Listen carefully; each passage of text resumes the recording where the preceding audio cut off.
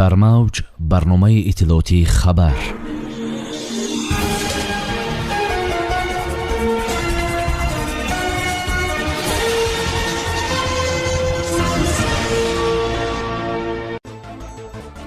ду сарони давлат вазъи Афғонистонро баррасӣ карданд. рутба дар зодрӯз 5 генерали нав дар вазорати умури дохилии Тоҷикистон.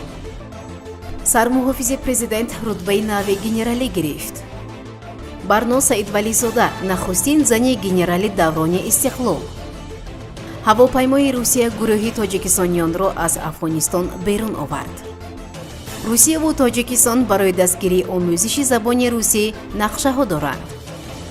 созмони милали муттаҳид аз хатари гуруснагӣ дар Афғонистон изҳор дошт.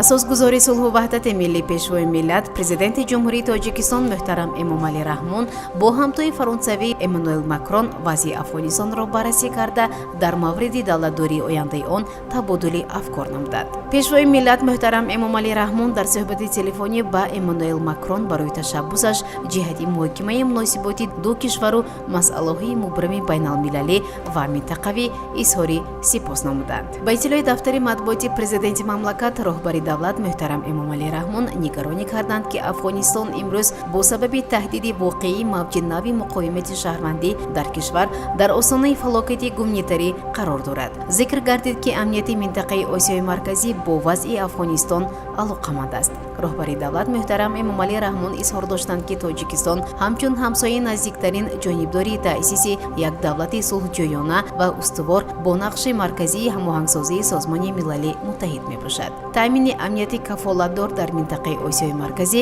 муҳимтарин шарти рушди минбаъдаи устувори иҷтимоию иқтисодии кишварҳоямон мебошад, изҳор доштанд муҳтарам Эмомалӣ Раҳмон дар суҳбат бо Эммануэл Макрон. ҳамчунин муҳтарам Эмомалӣ Раҳмон ва Эммануэл Макрон мувофиқа карданд, ки барои идомаи машваратҳо дар масъалаҳои Афғонистон ба вазирони корҳои хориҷии ду кишвар дастур медиҳанд, то дар ин масъалаҳо ҳам дар асоси дуҷониба ва ҳам бисёрҷониба дар тамоси доимӣ бошанд.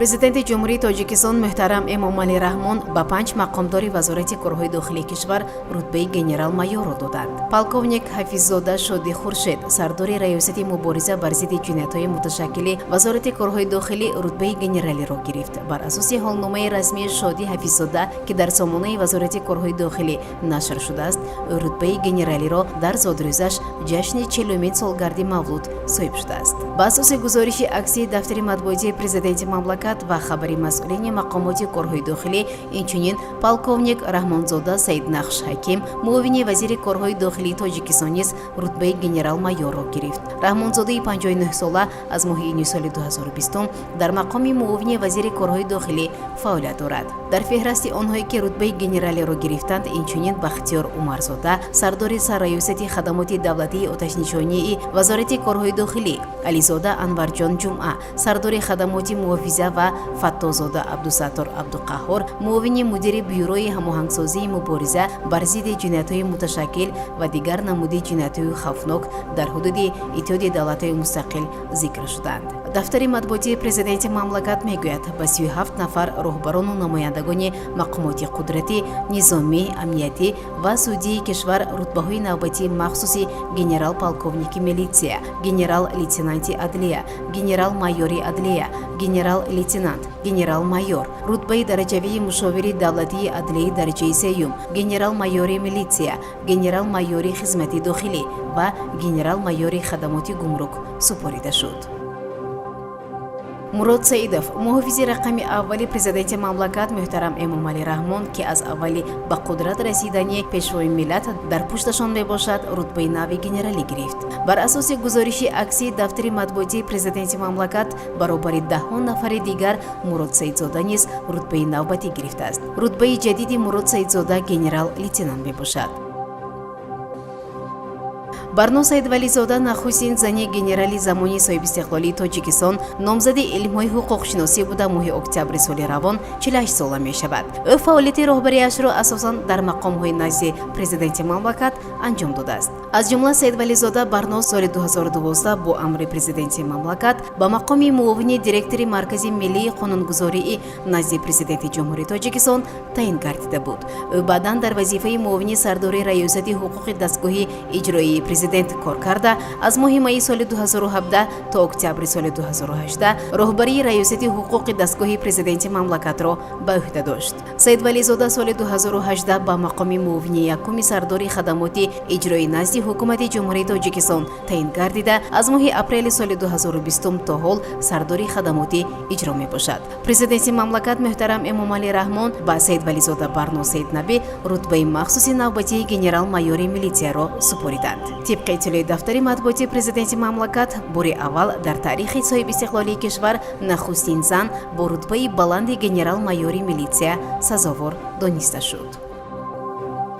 вазорати мудофиаи русия мегӯяд ҳавопаймои низомии кишвар гурӯҳи шаҳрвандони тоҷикистонро аз афғонистон ба фурудгоҳи шаҳри ҳисор расонид. ҳавопаймои низомии нақлиётӣ дар фурудгоҳи шаҳри ҳисор фуруд омада шаҳрвандони тоҷикистонро аз афғонистон ба ватан расонд, хабар медиҳад вазорати мудофиаи русия.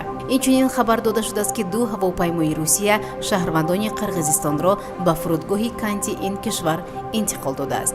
ҳавопаймоҳои русия дар баробари шаҳрвандони ин кишвар инчунин гурӯҳе аз атбои тоҷикистон, ӯзбекистон, қирғизистон, беларус ва украинаро аз афғонистон берун оварданд. президенти федератсияи русия Владимир Путин дар бораи нақшаҳои рушди минбаъдаи омӯзиши забони русӣ аз сӯи шаҳрвандони тоҷикистон изҳори назар кард. ба гуфтаи ӯ президенти ҷумҳурии тоҷикистон муҳтарам эмомалӣ раҳмон ба ин масъала таваҷҷӯҳи зиёд дорад. қариб ҳамеша ӯ масъалаи кӯмаки русия ба тоҷикистонро дар мавриди рушди забони русӣ ба миён мегузорад. мо ҳатто нақшаҳои мушаххасеро дар ин замина илова бар оне ки то имрӯз анҷом шудааст дорем, гуфт Владимир Путин дар суҳбат бо донишҷӯёни тоҷик донишгоҳи дӯстии халқҳои русия.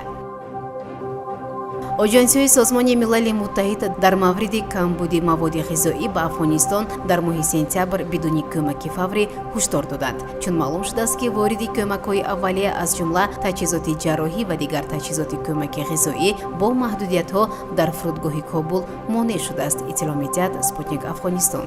рӯзномаи Гвардиан менависад ки созмони ҷаҳонии беҳдошт гузориш додааст ки баста шудани фурудгоҳи Кобул барои парвозҳои тиҷоратӣ боиси манъи вуруди маҳсулоти асосӣ ба Афғонистон шудааст.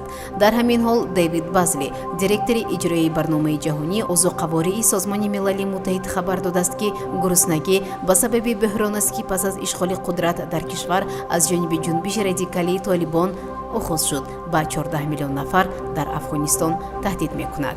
дар маҷмӯъ дар Афғонистон наздик ба 39 миллион нафар зиндагӣ мекунанд.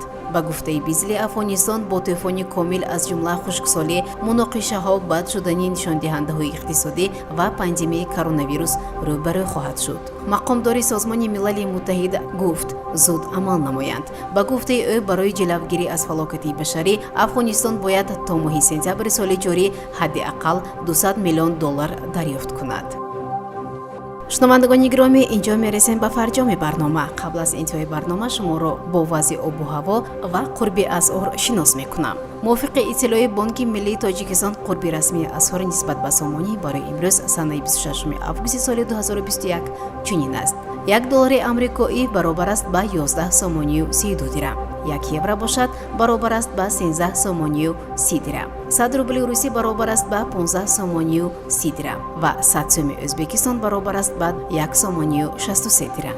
мувофиқи иттилои обу ҳаво санҷон, имрӯз ҳаво дар шаҳри Панҷакент офтобӣ пешгӯӣ карда шуда, ҳарорати ҳаво аз 20 то 36 дараҷа гарм мешавад. ин буд барномаи иттилоотии хабар. то барнома тансияту хонабод бошед. хайр. барномаи иттилоотии хабар аз рӯйдодҳои Тоҷикистон, минтақа ва ҷаҳон огоҳ бош.